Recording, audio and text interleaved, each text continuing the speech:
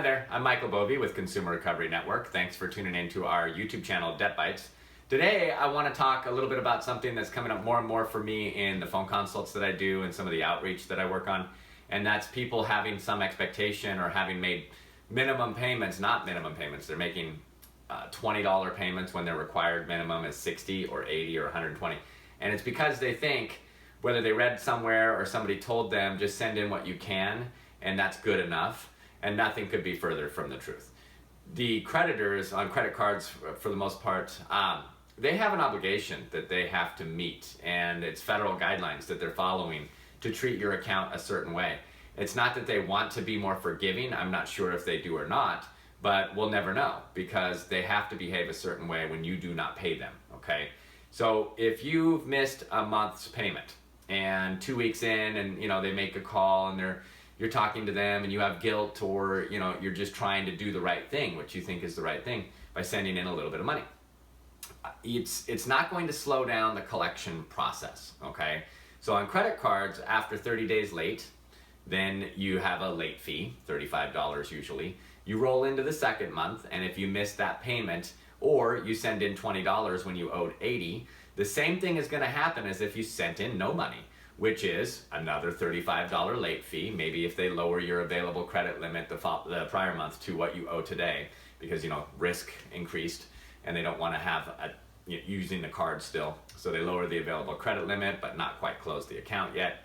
And suddenly now that second month's late fee, $35, added in over the limit fee, another $30.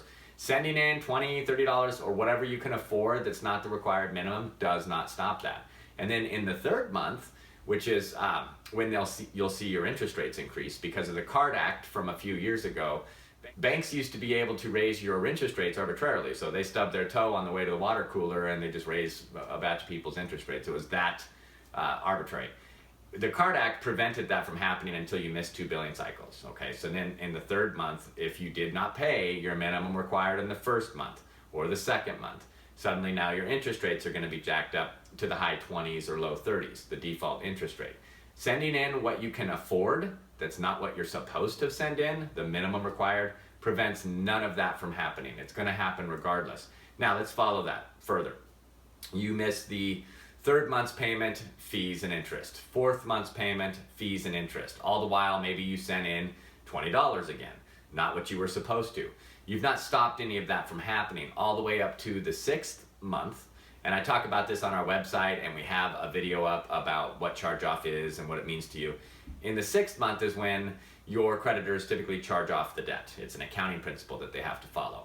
And then they have 3 buckets that they'll drop your account into. So let's say that you sent in, and you owed $80, that was your minimum payment the first month. You sent in 20, 20, 20, all 6 months, not what you were supposed to. It did not stop anything from happening, but let's say in that 5th month you want to prevent that charge off. You can sometimes make a minimum payment, what you're supposed to pay, that $80, and prevent that from happening, that charge off from happening for another month. But you would have to catch up all of those payments in order to bring your account current to prevent your account falling into one of those collection buckets. And that's just not very common. You can work with a credit counseling agency, a nonprofit agency. Let's say you had a layoff and a setback for 90 days, back to work, different job, whatever, and you wanted to get back on track with your payments.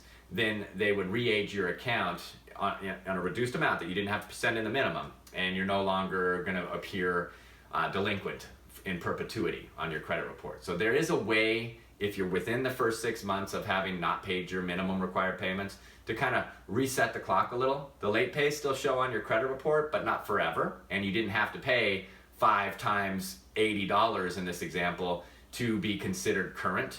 You worked through one of the nonprofit agencies that your bank has worked with for decades to get that accomplished. After you're 6 months late, you can't do it. It doesn't make much sense to work with a nonprofit in one of those ways. So oftentimes you're looking at settling, which is what we talk about throughout our YouTube channel. And on our website, you can learn a ton of details about it. But for now, understand that sending in less than you were supposed to does not stop the train from rolling and your debt from progressing in the life cycle of what's going to happen to it as you fall behind. See you on the next video.